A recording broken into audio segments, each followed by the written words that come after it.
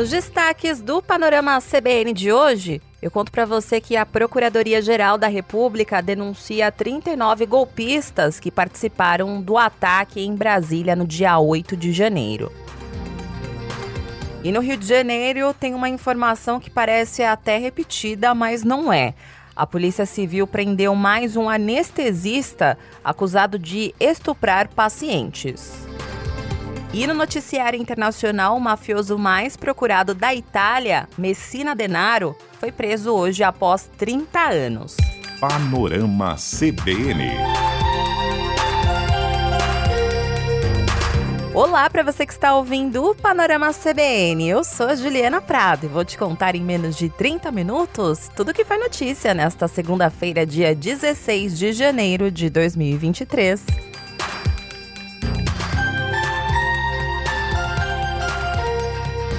Eu espero que você tenha descansado nesse final de semana, porque vamos começar mais uma semana cheia de notícias por aqui. E é claro que essa semana já começa dando sequência ao que aconteceu na semana passada. E eu estou me referindo, é claro, aos atos golpistas nos prédios dos três poderes no dia 8 de janeiro. Antes de contar para você as novidades de hoje, eu preciso voltar um pouco aqui no noticiário para contextualizar para você algumas coisas. Na sexta-feira, você ficou sabendo aqui no Panorama CBN que o presidente do Congresso, Rodrigo Pacheco, se encontrou com o Procurador-Geral da República, Augusto Aras. E nesse encontro, ele entregou para ele o nome das pessoas que vandalizaram o prédio do Senado. E ele aproveitou a oportunidade para dar aquela pressionada no Procurador-Geral da República e disse que o Senado espera uma resposta rápida para punir essas pessoas. E aí Aras disse que até terça-feira iria dar uma resposta sobre este assunto. Bom, aí que entra a novidade de hoje. O Procurador-Geral da República, Augusto Aras, disse que o Ministério Público Federal já tem 40 denúncias prontas contra os envolvidos nos atos de terror praticados por bolsonaristas radicais no domingo, no dia 8. E Aras falou isso hoje em uma reunião com o presidente da Câmara, Arthur Lira. Hoje foi a vez de Lira ir até a Procuradoria-Geral da República entregar uma notícia-crime com as informações sobre o vandalismo ocorrido no prédio da Câmara. E essa foi mais uma pressão que Aras recebeu. E ao receber esse documento aí de Arthur Lira, Augusto Aras já se antecipou e prestou contas. Hoje já temos temos 40 denúncias prontas e associaremos até sexta-feira as novas denúncias que poderão ser acompanhadas de medidas cautelares para essas pessoas que foram presas depredando e invadindo a Câmara Federal, ou, se não houver elementos para a denúncia, providenciaremos os inquéritos. Depois aí desta reunião de Aras com Arthur Lira, a Procuradoria-Geral da República apresentou 39 denúncias ao Supremo Tribunal Federal contra os envolvidos em atos de depredação e vandalismo contra prédios públicos em Brasília. Segundo a PGR, os denunciados podem responder pelos crimes de associação criminosa armada, abolição violenta do Estado Democrático de Direito, golpe de Estado, dano qualificado pela violência e grave ameaça com emprego de substância inflamável contra o patrimônio da União e deteriorização de patrimônio tombado. As denúncias são assinadas pelo Subprocurador-Geral da República, Carlos Frederico Santos, que é coordenador do Grupo Estratégico de Combate aos Atos Antidemocráticos, que foi criado na semana passada pelo Procurador-Geral da República, Augusto Aras. O subprocurador também pediu a decretação da prisão preventiva dos denunciados, o bloqueio de bens no valor total de R$40 milhões para reparar os danos e que o STF adote as medidas necessárias para impedir que os denunciados deixem o país sem a prévia autorização judicial. E por fim, o subprocurador pede também que o STF preserve o material existente em redes sociais mantidas pelos denunciados. Isso porque, segundo a acusação do Ministério Público Federal, após convocações que circulavam em aplicativos de mensagens e redes sociais, esses denunciados se associaram de forma armada com o objetivo de praticar crimes contra o Estado Democrático de Direito. Depois desse encontro, o presidente da Câmara, Arthur Lira, defendeu a punição dos parlamentares eleitos que incentivaram os atos terroristas pelas redes sociais. Mas Lira saiu em defesa de 2 deputados eleitos do PL e uma deputada eleita do PP, que é o partido dele. Eles são suspeitos de incitar os atos nas redes sociais. Segundo Arthur Lira, não há evidências que apontem o envolvimento de Clarice Atércio, André Fernandes e Nicolas Ferreira, alvos de pedidos de inquéritos. Inclusive, Nicolas Ferreira foi o deputado mais votado de Minas Gerais e é um defensor ferrenho do ex-presidente Jair Bolsonaro. Mas, por outro lado, Arthur Lira defendeu a responsabilização de todos que, de alguma forma, endossaram os atos, e ele ainda fez uma referência ao deputado eleito do PL do Mato Grosso, Abílio Brunini, que fez vídeos no Salão Verde da Câmara dizendo que não tiveram estragos na Câmara dos Deputados. Todos que tiverem responsabilidades vão responder. Inclusive parlamentares que andam difamando e mentindo com vídeos dizendo que praticamente houve inverdades nas agressões que a Câmara dos Deputados sofreu no seu prédio, né? Então, esses deputados serão chamados à responsabilidade porque todos viram, as cenas são terríveis, violentas, gravíssimas. E ao ser questionado sobre a responsabilização de Jair Bolsonaro, neste caso, por incitação aos atos, Arthur Lira, que foi aliado do ex-presidente, você sabe muito bem, disse que cada um responde pelo que faz. Então, é como eu disse, o meu CPF é um, o CPF do presidente Bolsonaro é outro. Nós temos que ter calma nesse momento, investigar todos os aspectos. E a nossa fala, ela não muda. Todos que praticaram e contribuíram com esses atos de vandalismo devem ser severamente punidos. Em outra frente de investigação dos atos terroristas, hoje o interventor federal na segurança pública do Distrito Federal, Ricardo Capelli, disse que as investigações apuram se os terroristas envolvidos nos atos do último dia 8 tinham conhecimento das plantas do Palácio do Planalto e da Câmara dos Deputados. Há indícios, e a investigação está apurando, de que as pessoas que invadiram tanto a Câmara quanto o Palácio do Planalto tinham conhecimento dos locais, quer dizer, conheciam a planta. Isso a investigação está apurando e isso vai nos auxiliar a identificar essas pessoas. Com relação à presença de profissionais, esse foi um depoimento que eu ouvi de um sargento e de um outro oficial que estava no campo. O sargento, inclusive, ferido, com vários pontos na cabeça, e ele declarou, ele falou: secretário, nós não estávamos enfrentando apenas manifestantes. Ele falou, existiam homens no campo de batalha, com conhecimento do terreno, com conhecimento de táticas de combate, com características profissionais. Eram homens profissionais que estavam no meio dos manifestantes. Esse é um depoimento para nós muito valioso e que a gente está apurando. E as investigações não se limitam somente ao Distrito Federal, viu? Hoje, por exemplo, no Rio de Janeiro, na cidade de Campos dos Goytacazes, um bombeiro militar foi preso em uma operação da Polícia Federal que investiga justamente os suspeitos de organizar e financiar esses atos terroristas.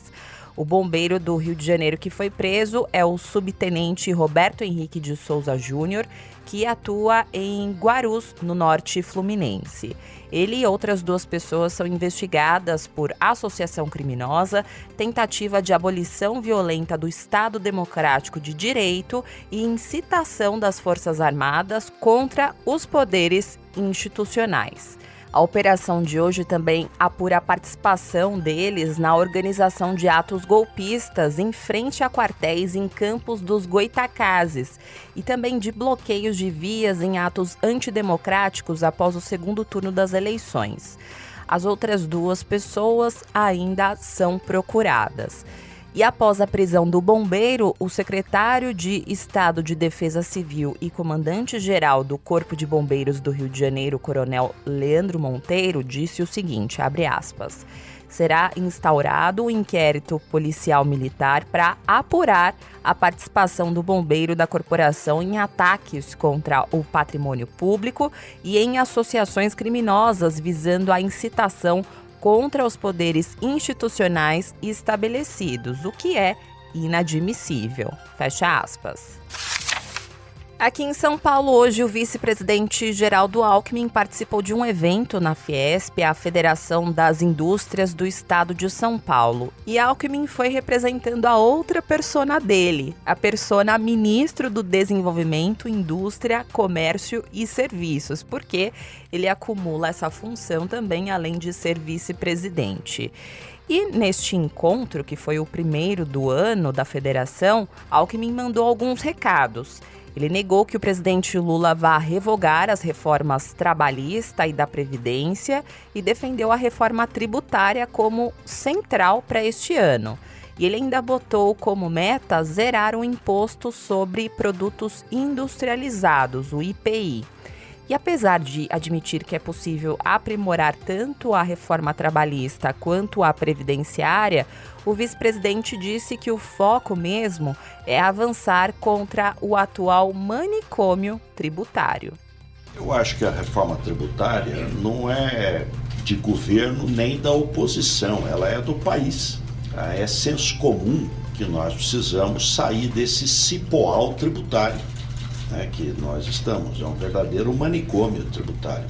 Então é preciso simplificar. Acho que o ministro Fernando Haddad foi muito feliz quando levou para o Ministério Bernardo Api, que é um profundo conhecedor do tema. O tema está bastante discutido. E quem foi nessa mesma linha de pensamento hoje foi o ministro da Fazenda, Fernando Haddad. Ele está no Fórum Econômico Mundial em Davos, na Suíça, para participar de uma série de encontros com autoridades. E lá ele disse que a reforma tributária vai ser aprovada ainda neste primeiro semestre. E aí, Haddad foi questionado por jornalistas que, no governo passado, o ex-ministro da Economia, Paulo Guedes, também disse a mesma coisa. Mas, na prática, não foi isso que aconteceu. E aí, Fernando Haddad explicou que vai ser diferente desta vez. O fato é que se apostou na reforma errada. Não adianta você insistir, vou fazer a minha reforma tributária, né? Que era a CPMF, colocou lá o secretário de Receita Federal, que era um obcecado pela coisa da CPMF. A CPMF estava morta e sepultada. Então você insistir numa tese que não vai encantar ninguém, você vai ficar 4, 10 anos falando e não vai ser... Essa não. Nós não estamos batendo em ferro frio. Mas a nossa reforma tributária é a reforma tributária que foi capitaneada até agora por um nome que é um secretário meu. O Bernardo Api, um grupo grande em torno dele, discutiram mais de 6 anos essa reforma, sensibilizaram os parlamentares, tanto no Senado quanto na Câmara. Acho que há hoje, da parte inclusive dos secretários de Fazenda, dos estados, uma percepção de que essa reforma está no caminho certo. Então é diferente de você teimar numa tese que não entusiasma.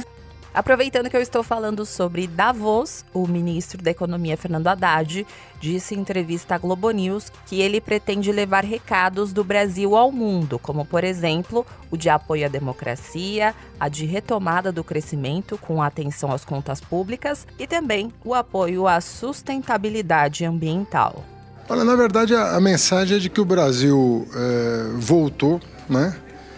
E quer crescer com responsabilidade social, com responsabilidade fiscal e com responsabilidade ambiental, né?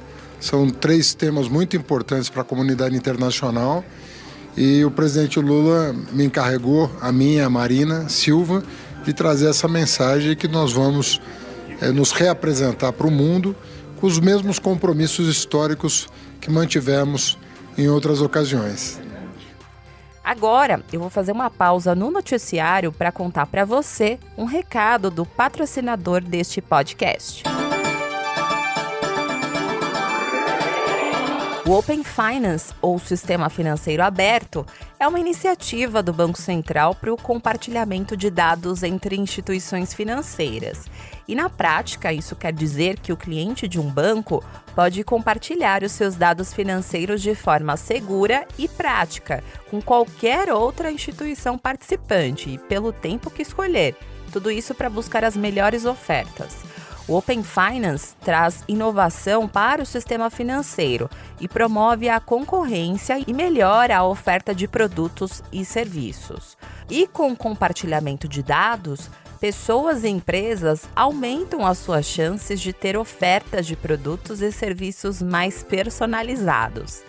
Trata-se de uma revolução no mercado financeiro, algo inovador, disruptivo e que vai trazer autonomia financeira para os consumidores. Saiba mais no site bv.com.br ou siga o banco nas redes sociais no @bancobv.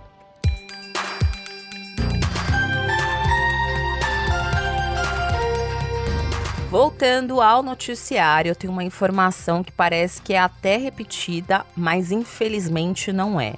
E eu já aviso aqui para você que esse caso é muito repugnante, então se tiver criança ouvindo aqui este episódio, melhor pular essa parte, combinado? E a notícia é a seguinte: a Polícia Civil prendeu mais um anestesista acusado de estuprar pacientes no Rio de Janeiro. Desta vez, trata-se de Andrés Eduardo Onati Carilho, que é um médico colombiano que atuava em hospitais públicos e privados. Ele foi preso em casa hoje na Barra da Tijuca, no Rio de Janeiro. E 2 vítimas dele já foram identificadas. Segundo as investigações, Andrés abusava das mulheres quando elas estavam desacordadas, forçando-as a fazer sexo oral. Ele até filmou esses atos. As vítimas que já foram identificadas foram ouvidas e se reconheceram nos vídeos. Uma delas disse ter estranhado passar pelo procedimento cirúrgico estando totalmente sedada, já que outra pessoa da família havia feito a mesma cirurgia apenas com uma anestesia localizada e ela passou todo o procedimento acordada, o que é recomendado, né? As apurações desse caso tiveram início em dezembro do ano passado, porque este médico é investigado por ser proprietário de uma nuvem de arquivos com mais de 20 mil fotos e vídeos de pornografia infantil. E ao analisar este material, a Polícia Civil descobriu que também havia vídeos gravados pelo anestesista abusando de pacientes desacordadas. Foi aí que a polícia chegou neste caso. O delegado Luiz Henrique Marques disse que pode haver outras vítimas neste caso. Ele trabalhava tanto na rede pública quanto na rede particular. E hospitais renomados daqui do Rio de Janeiro. Criminosos dessa natureza não costumam cometer apenas um crime. Isso é bem possível e a polícia acredita que outras vítimas surgirão. Até pela identificação de outras vítimas nesse material que foi apreendido. Na casa do investigado foram apreendidos computadores e celulares que vão ser periciados.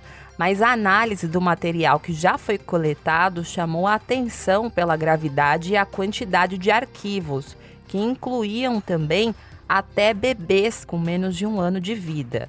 O delegado Luiz Henrique Marques disse que o homem não aparecia nesses vídeos, mas que armazenava esses conteúdos. Esses arquivos de pornografia infantil que ele coleciona são arquivos, em sua maioria, arquivos internacionais que são espalhados pelo mundo inteiro.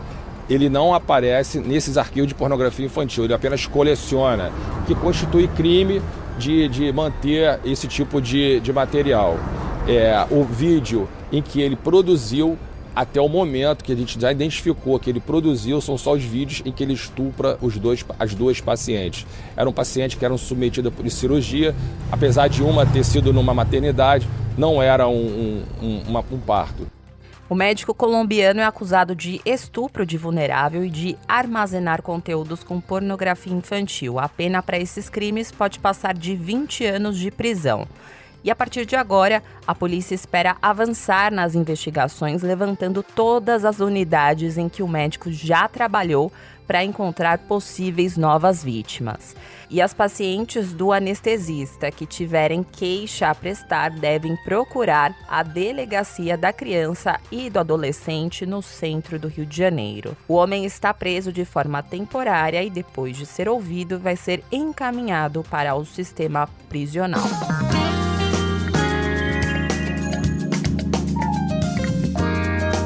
Na economia, as ações da Americanas registraram uma queda intensa novamente hoje na Bolsa de Valores de São Paulo. Isso aconteceu após a empresa ter declarado para a Justiça na noite de sexta-feira que tem 40 bilhões de reais em dívidas. Recapitulando aqui para você, antes a divulgação era de 20 bilhões de reais. Ao longo da manhã de hoje, os papéis da rede varejista entraram numa série de leilões, que são um mecanismo de defesa que interrompe as negociações comuns para tranquilizar momentos de variação brusca no pregão. Depois de uma certa calmaria, as ações começaram a ser vendidas novamente e fecharam em queda de mais ou menos 40%. Cada ação vale menos de R$2. E em meio a tudo isso, a Americanas anunciou hoje o nome de João Guerra Duarte Neto para ser o novo CEO interino após a saída de Sérgio Rial. Segundo o comunicado da empresa, ele também vai ocupar o cargo de diretor de relações com investidores. E ele vai ter que resolver um problemão pela frente. O principal deles é a relação da Americanas com os bancos, em que ela deve.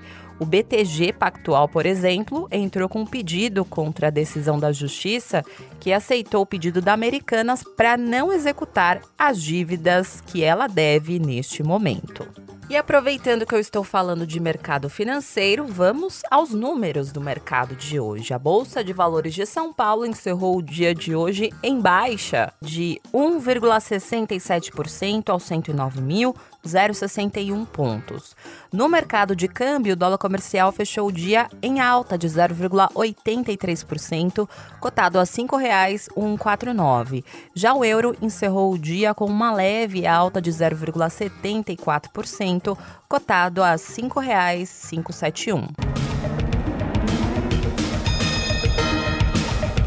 No noticiário internacional, eu vou te levar lá para a Itália, porque a atriz italiana Gina Lollobrigida morreu hoje aos 95 anos. Ela estava em um hospital em Roma. A atriz ficou mundialmente conhecida na década de 1950. Ela contracenou com astros como Burt Lancaster, Tony Curtis e Frank Sinatra, e participou de filmes como O Corcunda de Notre Dame e Quando Setembro Vier. Ainda na Itália, a polícia italiana prendeu nesta segunda-feira o chefe da máfia mais buscado no país. Matteo Messina Denaro, acusado de ser um dos 3 principais líderes do grupo mafioso Cosa Nostra, estava foragido havia 30 anos e foi encontrado na região da Sicília. Denaro é acusado de ser responsável direta ou indiretamente por uma série de assassinatos ao longo da década de 1990. Ele enfrenta uma sentença de prisão perpétua por seu papel em ataques à bomba em Florença, Roma e Milão, que mataram 10 pessoas. O mafioso também é apontado pela promotoria italiana como o autor de 2 atentados à bomba na Sicília em 1992. E as explosões mataram os principais promotores que investigavam a máfia na época, o Giovanni Falcone e o Paolo Borsellino. Denaro foi preso na manhã de hoje em uma clínica particular em Palermo, na capital da Sicília. Ele até tentou fugir como um grande mafioso, mas ele acabou sendo capturado. E para fechar aqui o giro internacional de hoje, vou te levar lá para a guerra na Ucrânia, porque chega a 40 o número de mortos num ataque russo contra Dnipro, que é a quarta maior cidade da Ucrânia. Dezenas de pessoas estão desaparecidas e pelo menos 6 crianças foram retiradas de escombros. Esse ataque é considerado um dos mais letais contra grandes centros urbanos ucranianos ao longo da guerra, que completou hoje 325 dias. Panorama CBN. Agora eu vou indo nessa. Muito obrigada pela companhia de hoje. O roteiro desta edição foi escrito por mim, a montagem e a sonorização são do Anderson Wendel, o Tico. E você pode me encontrar lá nas redes sociais, no @Juliana_Deprado no Twitter, tem também o Insta, que é o @JulianaDeprado, e tem o tradicional e-mail, que é o juliana.prado@cbn.com.br. E não se esqueça que amanhã tem a edição da manhã do Panorama CBN, a partir das 7 horas da manhã. Combinado? Beijos pra você e até mais!